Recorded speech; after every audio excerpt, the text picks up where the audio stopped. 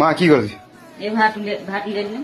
একটা দাদা কমেন্ট করলো না, কি বলে এখানে ভাত এই যে কাहाँ का लागी की पूछो तो तीनसुकिया 380 পুরো হয়। तो पूछो तो जे हमारे घर आम गोतिया खाइले तो माँ के हाथ के खाना नहीं खाई ढेर दिन से माँ नहीं खे तो ওটাই খানা খাইলে আম বললো আহিবা খাব মন গলে যেতিয়া হলো 300 আহিলে আহি কিনি সোমাই কিনি খাই কিনি যাবা। আৰু মা দেউতা নাথাকিলে গ'লে আমি আছো ন, চবে মা দেউতা গোটেই মিলি জুলি থাকিলে হৈছে।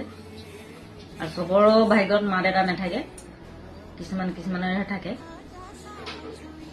तो गाइस माँ बोले खाना खाई के तेरा भी तो हमरा 300 में থাকিলা নম্বরটা দিয়ে দে মই কন্টাক্ট করে পারবি না। এই যে এখন মুখে খানা নিকলাই দিলি